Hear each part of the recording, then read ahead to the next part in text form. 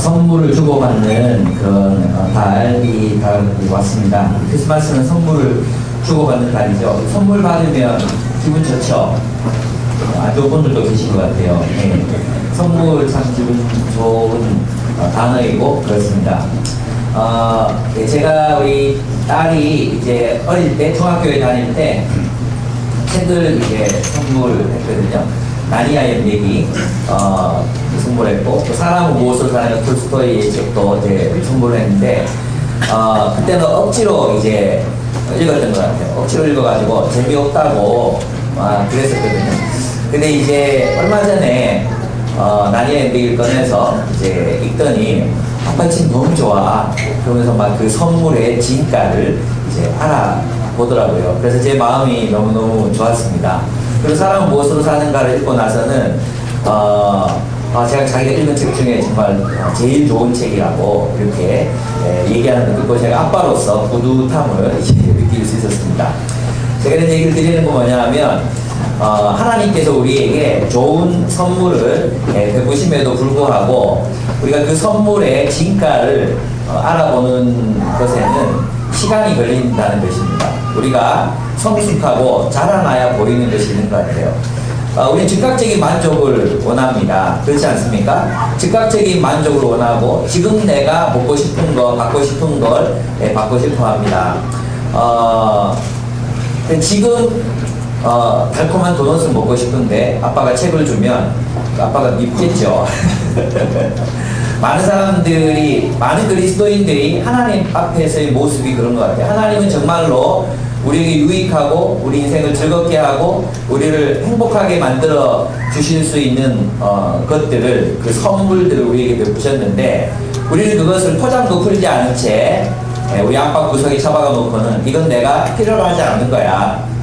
그리고 하나님 앞에 이성교제하게 해주세요. 월급 올려주세요. 우리 이 고난을 좀 피하게 해주세요. 그렇게 요구하고 있는 우리의 모습인지도 모릅니다. 정말 주님께서는 우리가 필요로 하는 것들을 이미 선물하셨고 우리가 그것을 충분히 알게 되면 누릴 수 있는 것들인데도 불구하고 우리 그 진가를 알지 못할 때가 많다는 것입니다. 그래서 저는 이제 주로 사람들에게 책을 선물하다가 별로 안 기뻐하는 것 같아요. 책을 받으면서 표정이 그렇게 안 기쁜 것 같고 이래서 나중에 종목을 바꿀까 그렇게 생각했는데 다시 책을 선물해야겠다 이런 생각이 듭니다. 오늘은 이제 로마서 5장 1절에서 21절의 내용은 우리 4장에서 뭘 했습니까? 믿음이 무엇인가에 대해서 함께 나눴죠. 아브라함이 가졌던 믿음은 하나님을 신뢰하는 것이었는데 그 하나님을 신뢰하면 하나님의 약속을 신뢰하는 것이었고 하나님의 약속은 그리스도를 통해서 하나님의 나라를 세우시겠다는 그 약속, 그것을 믿음으로 그 하나님 나라의 역사에 사역에 동참하는 것, 이 모든 것들을 다 포함해서 우리 믿음이라고 한다고 이야기를 했습니다. 그래서 믿음은 굉장히 총체적인 그런 것이죠. 단순히 교리에 대한 동의로 끝나는 것이 아니라고 이야기를 했었습니다. 기억나시죠?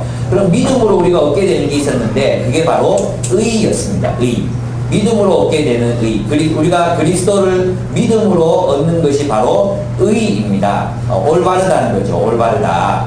우리 하나님과의 관계에서 하나님 앞에서 무엇을 가질 때 올바르다 평가받느냐 하면 믿음을 가질 때, 그분을 향해 그분을 신뢰할 때 하나님과의 관계가 올바르게 세워진다는 것입니다. 그래서 우리가 이제 믿음으로 그리스도로 말미암는 의의 선물들이 있는데 그 첫 번째가 바로 하나님과의 평화입니다. 여러분, 믿음은 하나님과의 올바른 관계, 믿음으로 의를 얻는다 그랬죠? 그 믿음이 하나님과 올바른 관계면 하나님과의 올바른 관계가 우리에게 주는 게 뭐예요? 평화거든요. 평화. 그죠? 하나님과의 적대 관계가 아니라 바로 하나님을 신뢰하는 그 자체가 하나님과의 평화가 되는 것입니다. 그래서 5장 1절을 보면 저는 이제 세 번역으로 읽어드리겠습니다. 그러므로 우리는 믿음으로 의롭다 하심을 받았으므로 우리 주 예수 그리스도로 말미암아 하나님과 더불어 평화를 누리고 있습니다. 이렇게 표현했어요. 개혁개정에는 평화를 누리자 이렇게 되어 있죠. 근데 이게 세 번역이 조금 더 정확합니다. 뭐냐 하면 우리가 하나님을 향한 믿음을 가졌기 때문에 이제 우리는 하나님과의 평화를 누리고 있다는 것입니다. 다시 말해 우리는 하나님과의 올바른 관계 속에 들어가 있다는 것입니다. 그래서 하나님은 우리가 율법을 완전히 지켜 행할 때 우리를 정의롭다 하시는 게 아니라, 그죠? 우리가 하나님을 향한 신뢰를 가질 때 우리를 의롭다 하신다는 거예요. 그래서 신과의 우리의 관계는, 신과 우리의 올바른 관계는 무엇입니까? 믿음이라는 거죠. 믿음. 하나님을 신뢰하는 것. 그걸로 이미 하나님과의 관계가 성립이 된 것입니다. 그것이 하나님과의 평화라는 것입니다. 그래서 믿음을 한 번 더 정의해 보면, 믿음이란 하나님을 신뢰하는 것입니다. 하나님을 신뢰하기 때문에 그분이 하신 약속을 믿는 것입니다. 그리스도를 통해 하나님의 나라를 세우시겠다고 하셨던 약속입니다. 그리하여 온 세상을 회복하시겠다는 하나님의 약속이었습니다. 바로 이 약속을 믿고 하나님 나라 백성이 되고 그 나라의 운동에 참여하는 것, 그것이 바로 믿음이라고 했습니다. 그래서 아브라함은 믿고 나서 그냥 믿습니다 하고 그냥 멈춰버린 게 아니었죠. 아브라함은 그 믿음의 여정, 하나님 나라를 세우고자 하는 하나님의 그 뜻대로 그 믿음의 여정을, 그 하나님 나라를 세우는 그 여정을 걸어가게 되는 것입니다. 그래서 하나님은 이러한 믿음을 정의, 즉 하나님과의 바른 관계라고 보시는 것이죠. 그래서 우리는 그리스도를 통하여 믿음으로 하나님과 평화를 누립니다. 믿음이 바로 하나님과의 평화입니다. 현민아 너무 세게 때리지 마. 안쓰럽다. 예. 이것은 이제 앞과 뒤에 여러 구절들을 이제 문맥으로 이제 해석해 보면 어떤 의미가 있냐 하면, 율법은 우리를 의롭다 하지 못한다는 것입니다. 율법은 우리를 의롭게 만들지 못합니다. 율법은 정의를 실현하는데 반드시 실패할 수밖에 없습니다. 그래서 여러분도 마찬가지로 여러분이 율법을 지킴으로 내가 정의롭다, 내 존재를 증명하고 나는 선한 존재다, 나는 가치 있는 존재다, 이것을 율법을 지켜내므로 이루려고 하면 그것은 반드시, 그 모든 시도들은 반드시 실패할 수밖에 없다는 것입니다. 왜냐하면 율법은 우리로 하여금 정의를 실현하는데, 정의롭게 살아가는데 무능하기 때문입니다. 율법은 우리를 정의롭게 살게 하지 못하기 때문이라는 것입니다. 그래서 여러분이 율법 아래 매이게 되면, 율법 아래에서 살게 되면 우리에게 찾아오는 것은 죄책감과 실패감, 수치심, 부정적인 거죠. 더 부정적인 게 있어요. 교만. 그렇게 살지 못하는 자들을 정죄하는 거죠. 그죠? 예, 교만. 그리고 또 뭐가 있겠습니까? 위선. 아무도 그렇게 살 수 없거든요.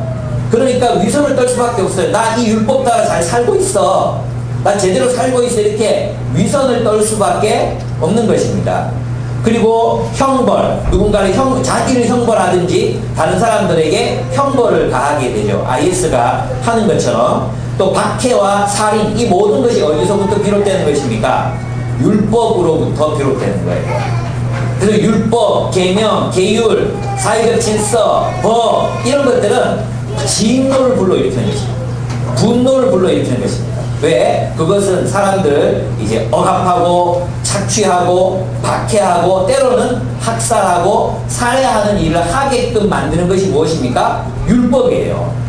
그래서 율법은 정의를 실현하기 위해서 사람들이 율법을 세웠는데, 오히려 그 율법은 사람들을 억압하고 착취하는 그런 기제로 변해버리고 마는 것입니다. 그래서 정의는 율법 바깥으로부터 와야 됩니다. 정의가 실현되려면 율법이 파괴되어야 합니다. 정의가 실현되려면 율법을 고수하고서는 우리가 살아가고 있는, 우리가 속해 있는 이 세계의 가치관, 법칙, 규범, 이것을 넘어서지 않고는 율법을 실현할 수 없다는 것입니다. 율법은 우리 지난번에 같이 한번 다뤘죠. 예, 지금 굉장히 수준 높은 설교를 여러분이 듣고 계시는 겁니다. 율법은 한 사회를 구성하는 세상의 가치 체계라고 할 수 있습니다.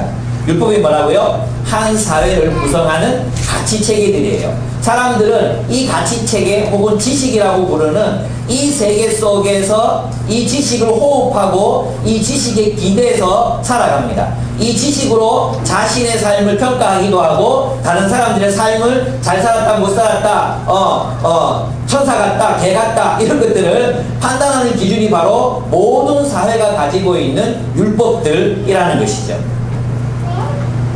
유대인들에게 이것은 무엇이었겠습니까? 모세의 율법이었어요. 앞부분에서 우리가 살펴봤지만 지식 있는 자들, 이성 있는 자들, 그들의 그리스인들의 율법은 무엇이었겠습니까? 바로 철학이었어요. 그래서 유대인들은 표적을 구하고 이방인들 뭘 구하고 헬라인들 뭘 구한다 그랬어요? 지혜를 구한다 그랬고 지혜를 구한다. 그래서 이 헬라인들에게는 바로 그들을 지배하는 것이 바로 이성적 지혜였던 것입니다. 한 세계가 가진 율법은 그것을 어긴 사람들을 정죄하고 심판합니다. 그래서 푸코는 지식을 감옥이라고 얘기하고 감옥과 처벌을 통해서 한 사회의 지식으로 이제 권력이 유지된다고 또 한 사회가 유지된다고 갈파했던 것입니다.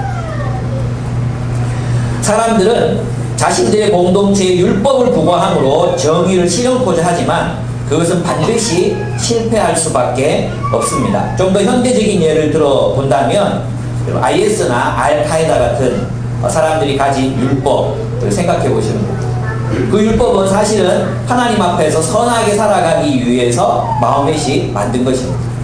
그렇죠? 근데 그 율법에 충실하면 충실할수록 지금 어떤 현상이 일어나고 있습니까? 그 코란이 금지하는 살인, 그죠? 착취, 인신매매, 성폭행 이런 일들이 무자비하게 일어날 수밖에 없다는 거죠. 그들이 율법에 충실하면 충실할수록 일어나는 것이 율법을 어기는 일이 된다는 것입니다. 마치 유대인들도 똑같았잖아요. 유대인들도 율법에 충실하려고 애를 쓰면 쓸수록 어떻게 했습니까? 사람을 억압했어요. 사람을 억압하고 또 사람을 누르고 사람을 착취하는 구조가 될 수밖에 없었던 것입니다. 자본주의 사회의 율법은 무엇이겠습니까? 예, 자본주의 사회 율법. 율법이 없는 것 같습니까? 율법이 있습니다. 우리 자본주의 사회를 살아가는 사람들의 율법은 돈을 버는 능력으로 스스로를 증명하는 것입니다. 그래서 자본주의 사회에서 인정받는 사람, 예를 들면 유대인 사회에서 인정받는 사람 누구겠어요? 율법 잘 지킨 사람이거든요. 그죠? IS에서 인정받는 사람 누구겠어요? 예, 그들의 코란을 따라서 열심히 사람 목 잘 베는 사람이 인정받는 거죠. 그렇지 않습니까? 그럼 자본주의 사회에서 자본주의 율법에 따라 인정받는 사람 누구겠습니까? 돈 버는 능력이 탁월한 사람입니다. 그래서 사람들은 이 자본주의 사회의 성경이 무엇입니까? 자기계발서적들입니다. 자기계발서적. 끊임없이 나오고 있는 그 자기계발서적들은 이 자본주의 사회의 정경이자 또 외경이라고 할 수 있습니다. 이런 책들은 어떻게 하면 돈 버는 능력을 갖춘 부자가 될 것인가를 가르칩니다. 그 결과 이러한 세상 속에서는 돈 버는 능력을 갖추지 못한 사람들은 죄책감에 시달립니다. 심지어는 명절에 이제 돌아가시기 얼마 남지 않은 부모들에게 자식들이 해대는 얘기가 뭡니까? 엄마가, 아빠가 나한테 해준 게 뭐 있어요? 그 뭐 안 해줬던 거예요? 돈으로 뭘 해주지 않았다는 거죠. 그게 뭐예요? 예, 이 자본주의 사회의 율법이라는 것입니다. 해준 게 뭐 돈으로 해줘야 다 해주는 겁니까?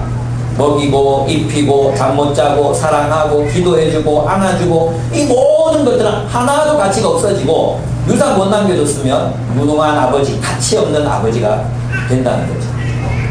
얼마나 악한 율법인지 모릅니다. 그래서 이러한 사회 속에서는 청년들과 돈을 벌지 못하는 사람들은 죄책감에 시달리며 사람들로부터도 정죄받습니다. 그죠? 여러분이 그래서 집에 가면 가서 돈 좀 벌어와라.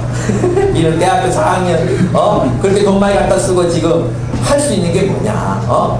돈 좀 벌어와라. 그래서 여러분 돈 못 벌고 있으면 여러분의 마음속에는 또 돈을 벌어도 적게 벌어서 부모님 갖다 주면 여러분 마음에 뭐가 남습니까? 죄책감이 남습니다. 나는 무능한 사람인 것 같고, 나는 실패한 인간인 것 같고, 나는 아무것도 아닌 것 같은 느낌을 받는다는 것입니다. 그렇습니다. 그래서 이제 이 자본주의 사회에서는 돈 벌 수 있는 능력을 가지고, 실제로 보면 자기 능력이 아니라 아버지 능력이죠. 상속받은 걸로 계속해서 부자로 살아가잖아요. 그래서 저는 또다시 한번 강조하는데, 이 나라 모든 세상에서 상속은 없어져야 한다고 생각합니다. 그래서 상속세를 낮추는 것이야말로 세상에서 가장 악한 법이다, 그렇게 생각합니다. 상속세를 없애는 정권은 가장 악한 정권입니다. 요거는 그냥 곁다리로 들으시면 되겠습니다. 그렇습니다. 유대인들이 율법을 어긴 자들 무시했듯이 자본주의 사회에서는 돈 벌 수 없는 사람들, 돈 버는 능력이 없고 그저 복지 이 돈이나 갖다 쓰는 사람들을 버러지 취급하고 마치 무시하고 없는 사람 취급하는 것입니다. 이것이 자본주의의 율법입니다. 그렇습니다. 그래서 율법은 인간을 정의롭게 만들지 못합니다. 인간을 행복하게 만들지 못합니다.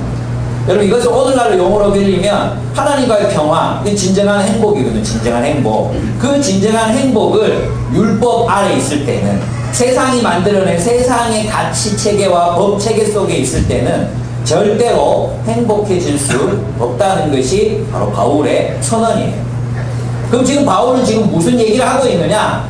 네가 진짜 하나님과의 평화를 누리고 하나님과의 평화를 통해서 네가 행복해지려거든 네가 속한 율법, 네가 속한 세계의 율법과 규범을 깨뜨려라, 파괴하라. 그것을 파괴하지 않고는 너희가 속한 그 세계의 질서에 사로잡혀 사는 한 너희는 의로워질 수 없다. 하나님과의 평화를 누릴 수도 없고 행복을 누릴 수도 없다고 우리에게 이야기하는 것입니다. 그래서 테드 제닉스 교수 같은 경우에는 율법 정의는 율법이 아닌 율법 바깥으로부터 와야 되고, 그분이 바로 우리 그리스도이시고 그리스도는 그 율법을 해체하는 작업을 하실 수밖에 없으셨다는 것이죠. 그래서 복음서를 보면 율법의 메인 바리새인들이 얼마나 고통에 빠진 사람들과 공감하지 못하고 그들을 오히려 박해하고 그들을 오히려 짓밟고 있는 그런 모습들이 복음서에서는 계속 반복적으로 나타나는 것입니다. 여러분, 바울이 지금 우리에게 가르치는 것은 너희가 속한 세계의 규범을 깨라는 것입니다. 여러분은 여러분이 속한 그 세계의 규범을 내면화했습니다. 자기 것으로 삼았습니다. 그것을 깨지 않고는 하나님과의 평화를 누릴 수 없다는 것입니다. 깨고 어디로 가야 됩니까? 또 다른 율법, 힌두교 율법, 카스트 제도, 난 그게 제일 끔찍해. 카스트 제도, 그리로 들어가야 됩니까? 아닙니다. 어디로 가야 됩니까? IS에 가담해야 됩니까? 아닙니다. 어디로 가야 합니까? 그리스도에게로 가라는 것입니다. 은혜로 서 있는 이 믿음, 하나님이 신뢰하는 그 믿음, 그 믿음으로 나아갈 때 그 믿음이, 하나님의 은혜 가운데 서 있는 그 믿음이 우리를 정의롭게 한다는 것입니다. 우리를 의롭게 만들어 간다는 것입니다. 그래서 정의는 그리스도를 통해서 온다고 바울은 이야기하고 있습니다.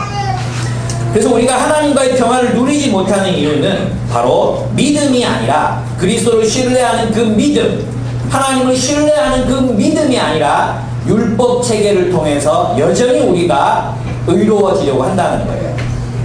다른 말로 바꾸면요, 유대인들이 율법 다 지켜서 스스로의 의의를 증명해야 했듯이 자본주의를 살아가는 우리는 이 세계 속에서 돈 버는 능력, 생산 능력이 있다는 것을 증명의 뇌물로 살아있다, 의롭다, 나는 가치가 있다, 이런 자기 증명의 요구를 받고 살아간다는 것입니다. 여러분이 그 세계에 그 율법을 깨뜨리지 않는다면, 그 율법의 세계 속에 갇혀서 살아간다면 우리는 감옥과도 같은 삶을 살아갈 수밖에 없습니다. 그 결과는 하나님의 진노를 불러올 수밖에 없다는 것입니다. 그렇습니다. 우리가 하나님의 평화를 누리지 못하는 이유는 믿음으로가 아니라 율법을 통해 인정받으려 하기 때문입니다.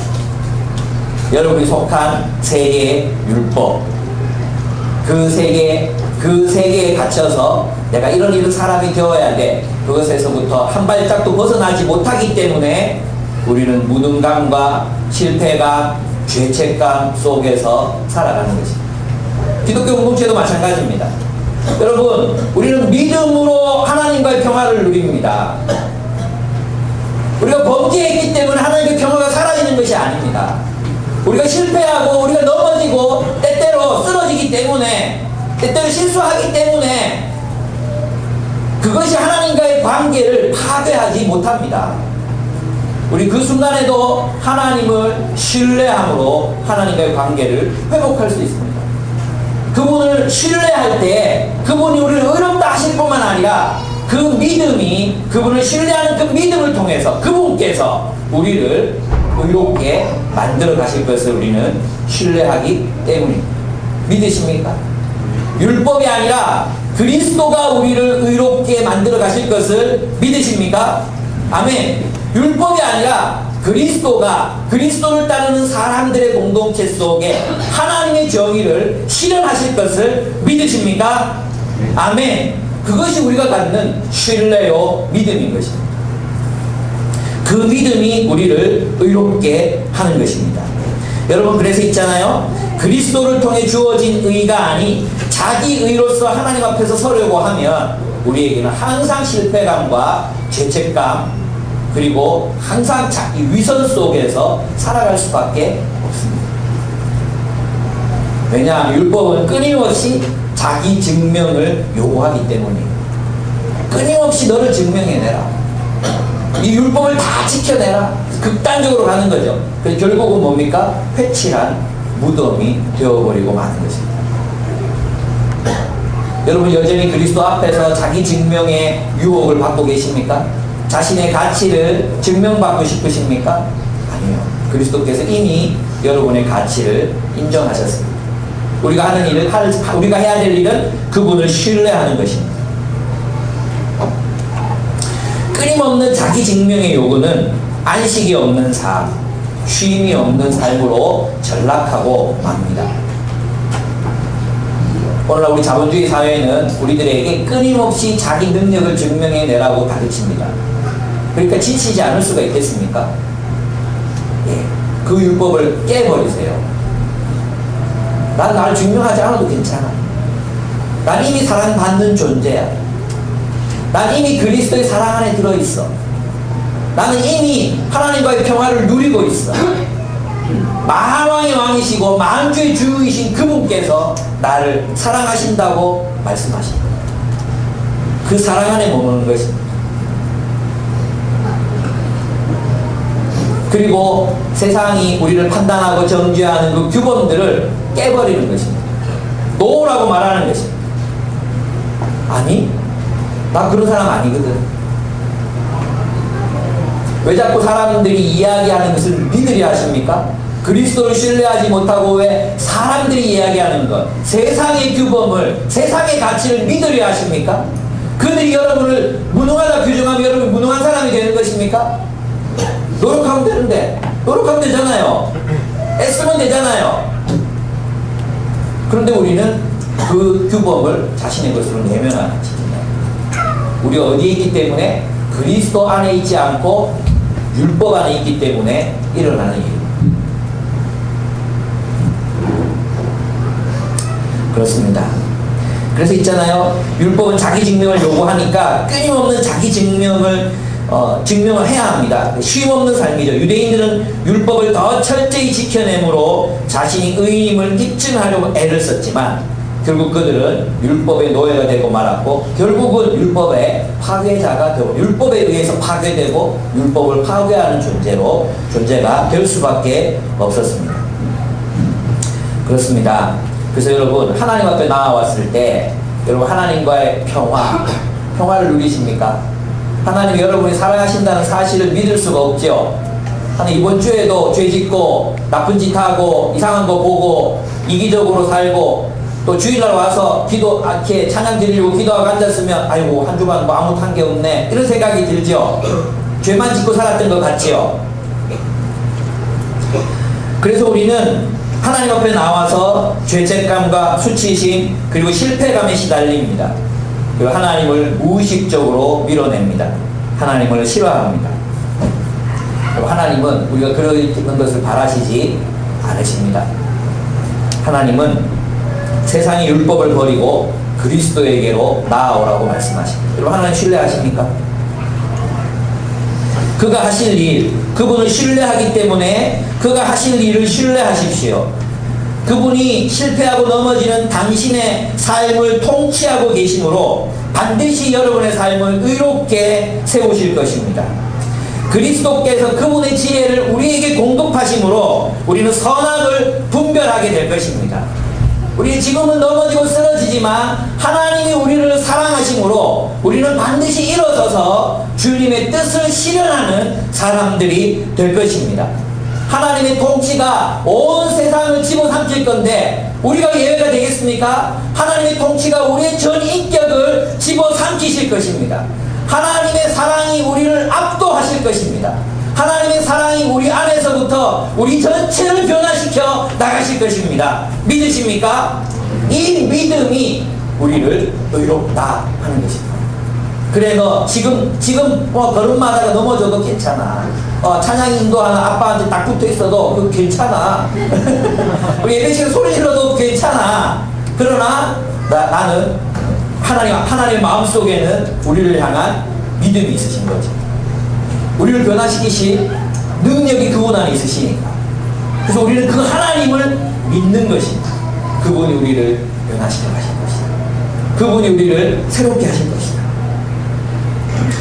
그것이 우리를 의롭다 하는 것입니다. 그래서 여러분, 하나님 앞에 나와왔을 때는 여러분의 존재, 율법 아래 존재로 실패자의 정체감을 가지고 나오는 게 아니라 무엇으로 가지고 나와야 합니까? 하나님을 신뢰함. 뭘 신뢰해요? 하나님이 나를 사랑하심을 신뢰합니다. 하나님이 나를 변화시켜 가실 것을 신뢰하는 것입니다. 하나님이 나를 하나님의 뜻대로 사용하실 것을 신뢰함으로 하나님 앞에 나아오는 것입니다. 그 신뢰가 우리를 의롭다 하는 것입니다. 아멘? 여러분, 이 믿음이 여러분에게 있습니까? 그러면 여러분, 이제는 여러분의 율법을 파괴하십시오. 그리고 그리스도에게로 나오십시오. 여러분 앞에서 여러분이 켰던 그 자그마한 촛불들을 훅 불어 다 꺼버리고 하나님 앞으로, 태양 대신 하나님 앞, 그리스도 앞으로 나아오십시오. 그리고 그분의 빛 가운데에서 걸어가시기를 바랍니다. 그래서 우리는 영광의 소망을 붙들 수 있는 것입니다. 믿음으로. 이전에 4절을 보면 우리가 믿음으로 얻게 되는 것은 바로 영광의 소망입니다. 우리는 그리스도로 말미암아 하나님의 영광에 이르게 될 소망을 붙들 수 있습니다. 율법은 우리가 하나님의 영광에 이르게 하는데 무능하지만 그리스도께서는 우리로 하여금 하나님의 영광에 이르게 하실 것입니다. 하나님의 영광이 무엇입니까? 하나님의 영광이란 모든 만물에 대한 하나님의 통치가 실현되는 것입니다.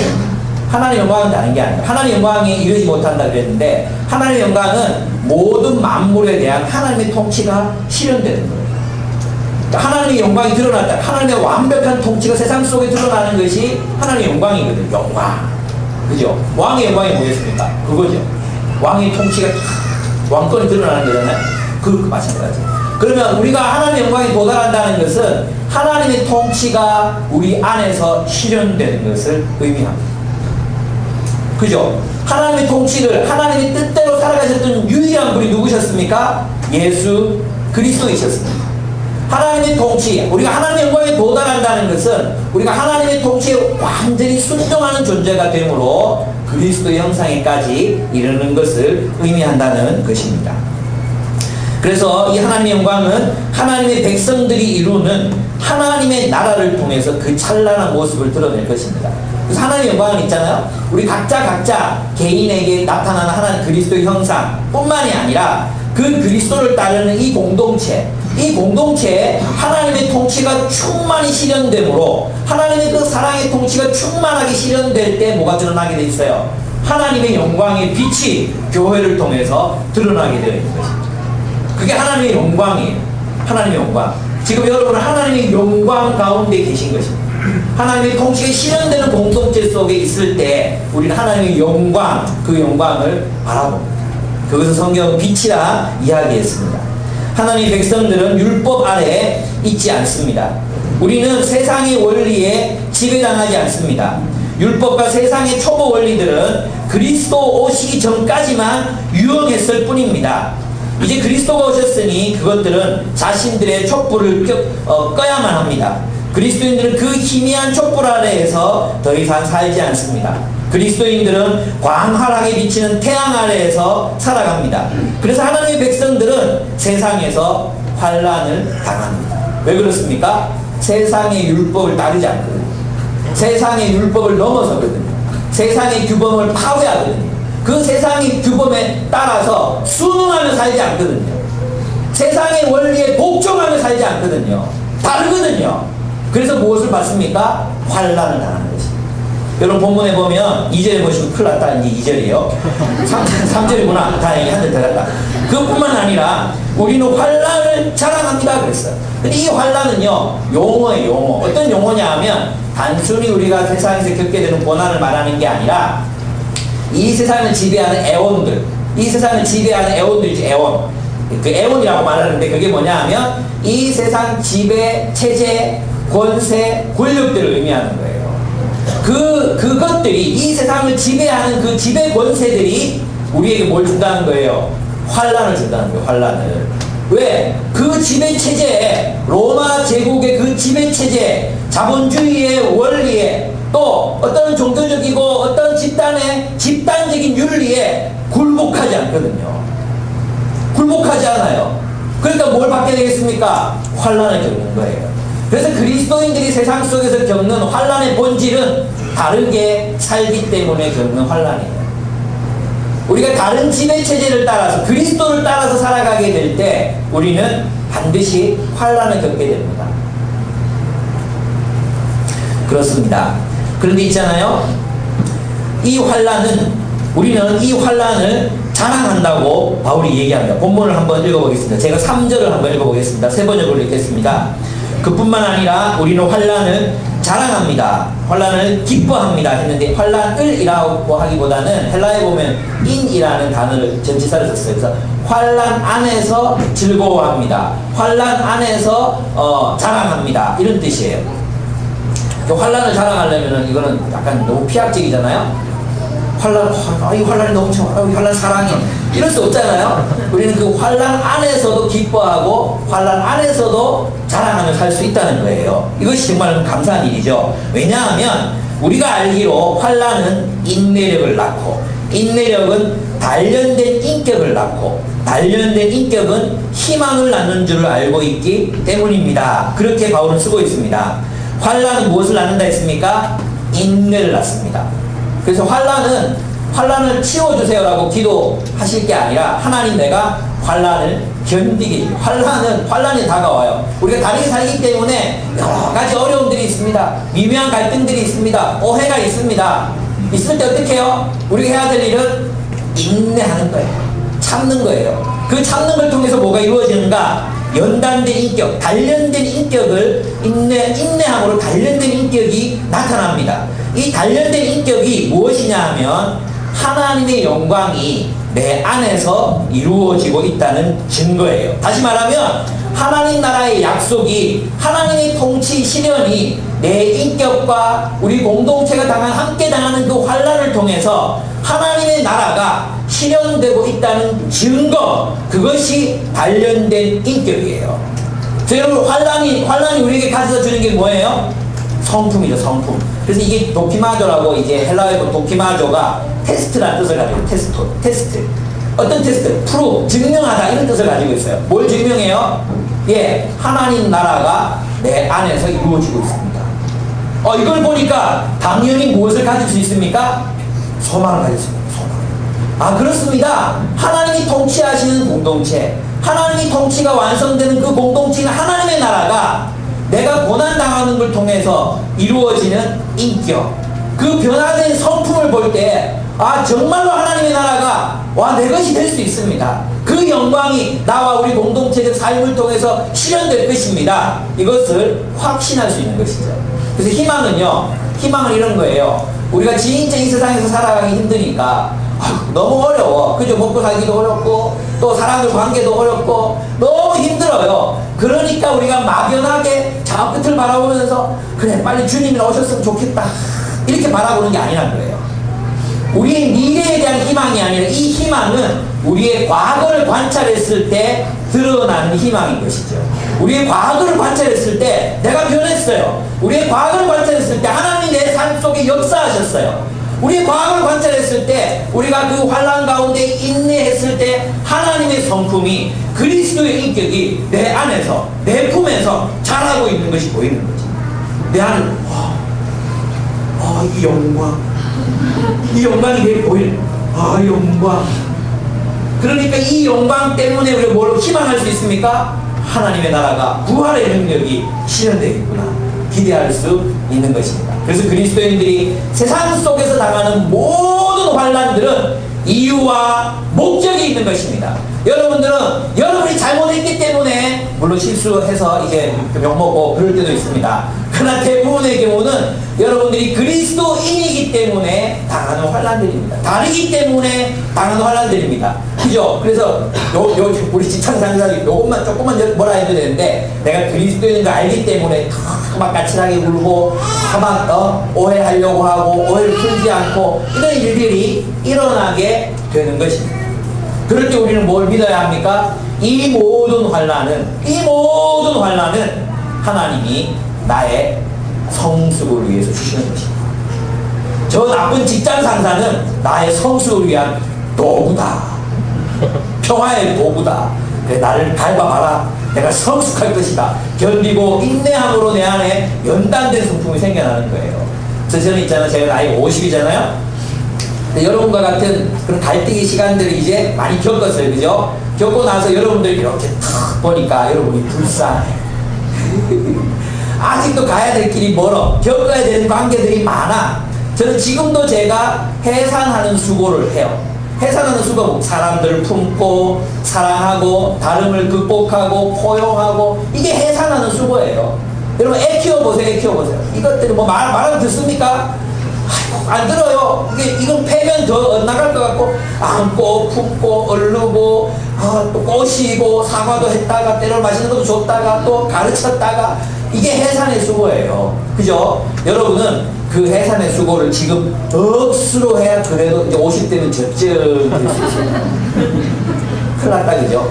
지금 당하는 어려움들과 환난을 생각하면 너무 힘들어 죽겠는데 아직도 많이 남았단 말입니까? 아직 멀었어요. 여러분 그러죠? 우리 애기 낳은 엄마들한테 물어보면 언제 애가 나오냐고 진짜 이제 끝이다 생각했는데 거기서 몇 분 더 간대. 이제 더 참을 수가 없다. 이제 더 견딜 수 없다 하는데 그게 끝이 아니래요. 어휴 잠깐 시집가기 싫죠? 그래야 애기가 나오는 거예요. 우리 인격도 마찬가지예요. 사람은 언제 변하는지 아십니까? 사람은 넘치도록 사랑받을 때 변하고요. 사람은 견딜 수 없을 만큼 힘들 때 변해요. 견딜 수 없을 만큼 힘들 때 바뀌어요. 그때 사랑할 능력이 생기고 사랑할 힘이 생겨요. 고난이 우리를 변화시킵니다. 여러분 그래서 환난 가운데서 우리 즐거워할 수 있는 게 뭐예요? 그리스도인에게는 목적 없는 환난이 없는 거예요. 목적 없는 환난이 없어요. 우리를 영광스럽게 빚어가시는 그 환난 목적을 가지고 있어요. 그래서 우리 견딜 수 있는 거예요. 그 환난이 온다는 것은 여러분을 실패자로 규정하는 게 아니에요. 여러분 세상 속에서 여러분 환난을 받는다는 것은 여러분이 뭔가를 못했기 때문이 아니에요. 우리가 다른 애원들, 우리가 다른 지배 원리를 따라 살아가기 때문에 겪는 어려움이요 환난이라는 것입니다. 그렇습니다. 그래서 환난이 있어야 하나님 나라의 소망이 진짜인지 아닌지 우리를 시험해 볼 수 있습니다. 세상에서 당하는 환난 가운데 맺어지는 열매는 하나님의 나라가 지금 내 안에서 지금 여기 이 땅에서 이루어지고 있다는 증거입니다. 이 희망은 우리를 실망시키지 않습니다. 그래서 5절에 보시면은 이 희망은 우리를 실망시키지 않습니다. 하나님께서 우리에게 주신 성령을 통하여 그의 사랑을 우리 마음속에 부어 주셨기 때문입니다. 라고 말하고 있습니다. 여러분 하나님의 성령이 우리 안에 부어졌다는 것은 다른 게 아니라 우리가 하나님의 백성이 되었다는 것입니다. 우리 개인과 또 그리스도의 공동체 안에서 맺어지는 성령의 열매들을 우리는 확인합니다. 그리고 우리는 하나님의 통치가 실현되는 공동체를 보면서 희망을 거둘 수 없다는 것입니다. 우리의 궁극적 희망인 천국, 하나님의 나라는 그리스도께서 통치하시는 영원한 사랑의 공동체이기 때문입니다. 그러니까 여러분, 성령이 우리 공동체 안에 성령을 부으셨다는 것은 우리가 하나님의 백성이 되었다는 뜻입니다. 그리고 이 하나님 백성이 되었다는 것은 우리 성령을 경험했잖아요. 그 하나님 백성이 되었다는 것은 우리가 곧 하나님의 백성으로 하나님의 통치가 이 백성들의 삶 속에서 실현될 것을 신뢰할 수 있다는 것입니다. 하나님 나라의 약속, 그 희망을 우리 붙들 수 있는 근거가 우리 공동체 안에 성령이 계시다는 것을 통해서 확인할 수 있다는 것입니다.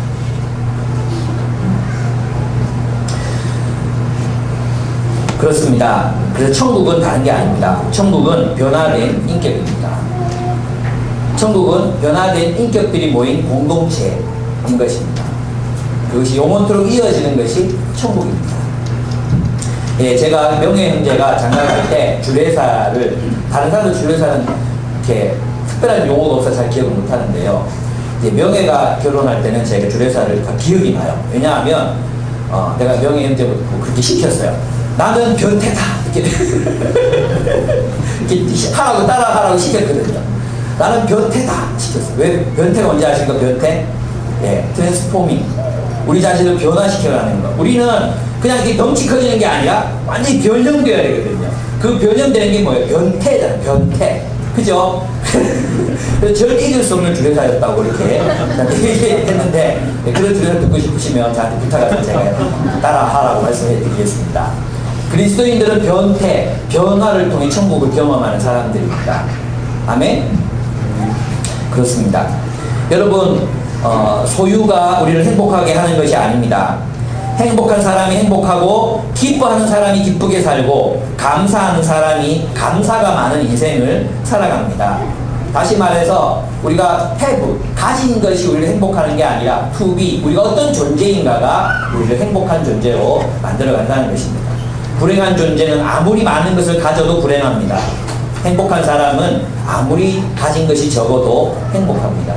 기쁨의 존재는 환난 속에서도 기뻐하지만, 불행한 사람들은 환난 가운데 환난이 아니라 행복한 삶의 조건이 주어졌을 때에도 불행하다는 것입니다. 그래서 주님이 우리를 행복하게 하시는 비결이 뭐라 그랬어요? 우리를 변형시켜가는 것, 우리를 변화시키는 것입니다. 우리 존재를 변화시켜가는 것입니다. 고난은 우리를 변화시켜 하나님의 영광에 이르게 합니다. 제 아내가 저한테 늘 하는 얘기가 있는데, 나는 당신이 내 남편이라서 좋대요. 저는 굉장히 이 여자가 드디어 나의 가치를 인정하는구나 생각했었어요. 예, 좀 기뻤거든요. 근데 다음 말이 뭐냐 하면, 다른 남편들처럼 예를 들면 1호나 뭐 이런 모든 남편들 적들처럼 아내가 뭐라 하면 무조건 잘못했다 하고 또 이렇게 사과하고 그렇게 부드러운 남자였으면 자기가 변화되지 않았을 거예요. 내가 너무 못돼가지고 결국 자기를 변화시킬 수밖에 없었다고 고백을 하는데, 참 그랬습니다. 여러분, 아내에게 저는 서화의 도구였습니다. 아내는 성숙할 수밖에 없었습니다. 이 앞에 이거 좀 꺼주세요. 너무 더운 것 같아요. 그렇습니다. 그래서 여러분이 고난이 찾아올 때에 그 고난을 비켜가려고 하지 말고 안고 견디고 참아내십시오. 그것이 여러분 안에 하나님의 영광, 그 영광을 보게 할 것입니다. 그리고 희망을 놓지 마십시오. 그 영광을 바라보시고, 주님이 나를 이런 존재로 변화시켜 가시겠구나 기대하고 소망하시기 바랍니다. 6절에서 10절은 그리스도께서는 하나님의 진노에서 우리를 구원하시는, 그리스도께서 하나님의 진노에서 우리를 구원하신다는 내용이 적혀 있습니다. 오늘 11절까지 하겠습니다. 희망적이죠. 도저히 다 끝까지 못하겠어요. 6절에서 10절까지를 보면, 그리스도께서 우리가 약할 때, 우리가 아직 죄인이었을 때 우리를 위해 죽으셨습니다. 본문을 보면 의인 7절을 보시면 의인을 위해서라도 죽을 사람은 거의 없습니다. 더욱이 선한 사람을 위해서라도 감히 죽을 사람은 드뭅니다. 그러나 우리가 아직 죄인이었을 때 그리스도께서 우리를 위하여 죽으셨습니다. 이리하여 하나님께서는 우리들에 대한 자기의 사랑을 실증하셨습니다. 라고 이야기하고 있습니다. 그리스도께서는 우리가 약할 때, 우리가 아직 죄인 되었을 때 우리를 위하여 죽으셨습니다. 여러분, 우리가 언제 주님의 사랑을 받았습니까? 죄인이었을 때 하나님의 사랑을 받았습니다. 그죠? 여러분, 우리가 의인 되어서 하나님 사랑 받았습니까? 아닙니다. 우리가 죄인이었을 때 하나님의 사랑을 받았습니다. 근데 그리스도께서 우리를 위해서 죽으셨습니다. 우리를 의롭게 하셨습니다. 그러면 우리를 더 사랑하시겠습니까? 더 사랑하시겠습니까? 더 많이 사랑하실 것입니다. 그죠? 죄인이었을 때도 그만큼 아들의 생명을 주시기까지 사랑하셨는데, 이제 그리스도의 보혈로 자신의 아들의 생명을 지불하시고 우리를 샀는데, 우리를 더 사랑하시지 않겠습니까? 포기하시겠습니까? 아닙니다. 우리를 더 사랑하실 것입니다. 그렇기 때문에 우리는 구원의 확신을 가질 수 있는 거예요. 여러분, 구원의 확신은 우리 자신 안에서부터 나오는 게 아니에요. 내가 너 믿냐? 안 믿어지? 믿어, 임마. 구원의 확신 가지고 천국 가는 거야. 믿어. 그래서 구원의 확신을 가지는 게 아니에요. 구원의 확신이란 하나님의 사랑을 확신하기 때문에 나의 구원을 신뢰하는 것입니다. 무슨 말인지 아시겠습니까? 하나님이 죄인이었던 우리를 사랑하셨습니다. 우리 구원하시기 위해서 아들의 생명을 십자가에 못 박았습니다. 그런 하나님의 그 사랑이 그 아들의 생명을 지불하시고도 우리를 사랑하셨는데, 우리가 의인 된 우리를 끝까지 사랑하시지 않겠습니까? 그래서 우리는 하나님의 진노를 피하게 될 것입니다. 마지막 날 우리는 하나님의 진노를 피할 것입니다. 한 딸이 인신매매를 당해서 사창가로 팔려갔습니다. 악한 사람들이 마약에 중독시켜서 매춘일을 시킵니다. 딸의 어머니는 이 딸을 포기하지 못하고 전국을 뒤져서 이 딸을 찾아냅니다.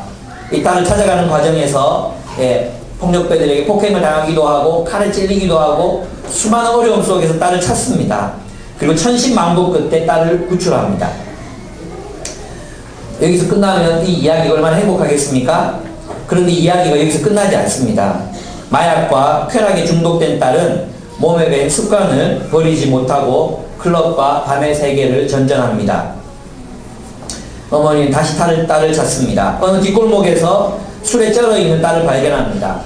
딸이 어머니를 향해서 이렇게 소리를 지릅니다. 이제 그만 포기하세요. 나는 안 돼요. 어머니도 함께 소리를 지릅니다. 포기 못해. 아니, 포기 안 해. 내가 너를 어떻게 찾았는데 하고 자신의 배에 나타나 있는 칼자국을 보여줍니다. 둘은 끌어안고 옵니다. 여러분, 인간적인 모정도 사랑하는 딸을 위해서 그렇게 할 수 있습니다. 그렇게 찾은 딸을 다시 포기할 수는 없습니다. 율법은 그렇습니다. 우리를 사랑하신 그분의 사랑이 우리를 구원하실 것이 분명합니다. 우리가 원수였을 때에도 우리를 사랑해 주셨는데 아들의 죽으심으로 화해한 우리는 확실히 하나님의 진노를 피할 것입니다. 하나님의 은혜로 하나님의 백성 되게 하신 그분의 사랑이 우리를 구원하실 것입니다. 여러분, 우리는 하나님의 진노의 대상이 아니라 하나님의 사랑의 대상입니다. 우리는 우리 자신 때문에, 우리의 의 때문에 구원을 받는 것이 아니라 하나님의 사랑 때문에 구원을 얻을 것입니다. 하나님이 그리스도를 통하여 또 성령을 주심으로 우리를 하나님의 백성이요 하나님의 가족이 되게 하셨기 때문입니다. 여러분, 우리 안에는 이런 하나님의 사랑을 신뢰하는 인격적인 가치가 우리 안에 별로 없어요. 우리는 있잖아요, 율법적 가치에 습관이 되어 있어요. 율법적 가치를 따라서 살아갑니다. 율법은 우리에게 뭘 따집니까? 유죄, 무죄를 따집니다. 유죄, 무죄. 율법은 그냥 뭐예요? 유죄, 무죄예요. 유죄, 무죄. 유죄, 형벌. 무죄, 석방. 이거예요. 그죠? 율법은 우리에게 예, 아니요를 따집니다. 했어요, 안 했어요? 그 변명하지 말고 예, 아니면 아니요로 대답하세요. 이거 율법이죠, 율법. 예. 우리는 그 율법의 정신에 지배당하고 있습니다. 그러나 사랑은 그렇지 않습니다. 사랑은 율법과 다릅니다. 사랑은 우리가 잘하는 데 관심이 있습니다. 율법을 지켰냐 안 지켰냐, 이것은 법관들의 관심입니다. 그러나 부모의 관심은 네가 이 짓을 했냐 안 했냐 이게 아니라 이 아이가 성숙하고 자라는 데 목표가 있습니다. 이 아이를 성숙시키는 것이 목표입니다.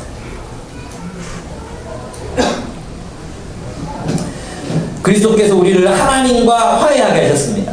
성령을 우리 마음에 부으셔서 우리를 하나님의 가족으로 삼으셨습니다. 그런 사랑이신 그분이 그 자신의 생명으로 우리의 구원을 완성하실 것입니다. 그래서 여러분, 우리는 하나님 앞에 나올 때 율법적 가치를 따라서 하나님 앞에 서면 안 됩니다. 나는 이번 주에도 이런 죄 저런 죄를 지었어요. 전 죄인이에요. 우리 하나님을 법관으로 바라보지 마십시오. 하나님이 여러분을 사랑하십니다. 하나님이 여러분이 짓고 있는 죄를, 결함을, 연약함을 이기기를 원하십니다. 그리고 여러분에게 힘을 공급하십니다. 여러분을 세우기를 원하십니다. 하나님은 은혜로운 분이시기 때문입니다. 그래서 톰 라이트는 이렇게 말했습니다. 우리 하나님 앞에 나올 때 두려워 떨기보다는 깊이 감사하며 하나님의 임재 안에서 하나님의 선하심과 지혜와 능력과 기쁨을 들이마실 때 우리는 하나님의 참된 반영이자 참으로 하나님의 형상을 품은 자가 되는 길을 걸어가는 초대를 받고 있음을 깨닫는 것입니다. 이렇게 얘기했습니다. 멋있죠? 무엇입니까? 우리가 주님이 우리를 초대하실 때는 우리를 정죄하고 판단하고 심판하시기 위해서 우리를 부르시는 것이 아니라는 것입니다. 하나님과의 관계를 누리고 즐기고 그분과의 평화의 관계를 만끽하라고 우리를 부르시는 것입니다. 여러분, 우리는 우리 자신 때문에 구원을 받는 게 아니라 하나님의 사랑으로 인해 구원을 받는 것입니다. 그분의 생명이 그분의 공동체를 통해서, 성령께서 그분의 공동체를 통해서 운행하시고 활동하시고 역사하심을 통해서 우리가 자라날 것입니다. 성장해 갈 것입니다. 우리의 목표는 성장하는 거예요. 그래서 여러분, 주님 앞에 나왔을 때, 실패했을 때 여러분을 학대하고 흉벌하고 벌 주고 하지 마세요. 그게 아니라 주님 앞에서 자라고 싶습니다. 아직까지 저는 걸음마도 못합니다. 그러나 주님, 저는 잘할 것을 확신합니다. 주님이 나를 사랑하시기 때문에 주님의 생명이 나를 삼켜서 내가 생명의 삶을 살아가게 하실 것을 저는 믿습니다. 여러분, 하나님과 화해하십시오. 율법은 여러분을 하나님의 진노 아래 두지만 하나님의 은혜는 여러분을 하나님의 사랑 가운데 둡니다. 하나님의 은혜는 여러분을 과정적 존재로 보게 합니다. 여러분의 지금 인생이 끝나는 게 아니라 우리는 계속해서 자라고 또 성숙하고 자라날 것입니다. 우리는 예 아니오의 존재가 아닙니다. 우리는 율법을 지켰냐 못 지켰냐, 유죄냐 무죄냐, 그런 심판정에 온 것이 아닙니다. 우리는 하나님의 가정으로 들어왔습니다. 하나님께서는 우리를 자라게 하실 것이고 훈육하실 것이고 그분의 지혜를 베푸실 것이며 그분의 사랑으로 호흡하며 살아가길 원하십니다. 주님 앞에 섰을 때 주님, 나 잘할 거예요. 여러분 자신을 바라볼 때도 여러분 자신을 결과적인 존재로 보는 게 아니라 과정적 존재로 바라보시기 바랍니다. 나는 잘할 것입니다. 나는 성장해가고 있습니다. 하나님의 영광이 내 안에 열매 맺어가고 있습니다. 여러분 자신을 바라보. 하나님 살아계시잖아요. 여러분, 하나님 안 살아계십니까? 하나님 능력 있으시죠? 하나님 여러분 안에 계십니까? 안 계십니까? 계시죠? 그러니까 우리는 확신할 수 있는 거예요. 여러분 자신을 과정적 존재로 바라보시고 하나님 앞에서 기뻐하며 살아가시기 바랍니다. 그래서 우리는 11절 하나님을 즐거워할 수 있는 것입니다. 그뿐만 아니라 우리는 또한 우리 주 예수 그리스도로 말미암아 하나님을 자랑합니다. 하나님을 기뻐합니다. 하나님을 즐거워합니다. 우리는 지금 그로 말미암아 하나님과 화해를 하게 된 것입니다 라고 말했습니다. 우리가 하나님을 즐거워할 수 있는 이유는 바로 주 예수 그리스도 때문이라는 것입니다. 자주 넘어지는 우리 때문이 아닙니다. 우리는 하나님 앞에 당당히 나와서 하나님을 예배할 수 있습니다. 우리는 하나님을 감히 사랑한다고 고백할 수 있습니다. 가끔씩 찬양하다 보면 이 찬양 지금 내가 불러도 되나? 그런 생각 들 때 있지 않습니까? 가끔씩 여러분 하나님 예배하러 나와서 내가 여기서 예배 드려도 되나? 이런 생각 들 때가 있지 않습니까? 우리 자신 때문에 하나님 앞에 나올 수 있는 자격을 얻는 것이 아니라 그리스도를 통하여 하나님을 예배할 수 있는 자격을 얻는 것입니다. 하나님을 즐거워하십시오. 하나님과 함께 노십시오. 예, 여러분 하나님은 우리 채널을 통해서 말씀하실 수 있는 분이십니다. 하나님과 대화 나누시고 여러분이 하나님과 교제하시고 하나님의 은혜를 누리시고 그분의 그 찬란한 지혜를 배우시고 그분의 사랑을 만끽하십시오. 믿음으로 그렇게 살아가십시오. 여러분 오늘 저는 하나님께서 우리를 정의롭다 하셔서 얻게 된 선물들을 살펴보았습니다. 첫째는 하나님과의 평화였습니다. 우리는 하나님과 평화를 누립니다. 두 번째, 우리는 많은 환난 가운데서도 영광이 우리 속에 이루어질 것을 소망할 수 있습니다. 세 번째로, 우리는 하나님의 진노로부터 구원함을 얻을 것입니다. 네 번째, 우리는 하나님을 즐거워할 수 있게 되었습니다. 결국 우리는 하나님 백성이 되었습니다. 저는 여러분과 저의 삶 가운데 하나님이 베푸신 이 구원의 선물들을 충만하게 누리고 또 즐기고, 그래서 여러분의 인생이 참 충만해졌으면 좋겠습니다. 이미 하나님께서 우리의 삶을 충만하게 하실 수 있는 것들로 우리의 삶을 채워주셨습니다.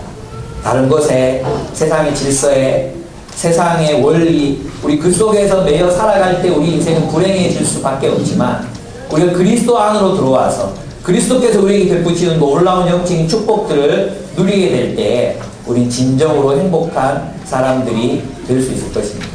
그렇게 되기 위해서 여러분, 율법의 세계를 파괴하십시오. 그리고 그리스도에게로 나아오십시오. 그 그리스도를 향해서 자라가십시오. 우리 환난과 고통 가운데서도 그리스도를 향해서 자라가십시오. 하나님의 영광이 여러분 안에서 이루어지게 하십시오. 성품의 변화, 여러분 자신이 기쁨의 존재로, 행복의 존재로 여러분 자신을 변화시켜 나아가십시오. 그분이 우리를 사랑하신다는 그 사랑을 믿음으로 그분과 즐거이 교제하면서 그분에게 배우고 그분에게 사랑을 얻어서 인생을 충만하게 살아가신 여러분들이 되시기를 바랍니다. 아멘. 우리 함께 기도하겠습니다.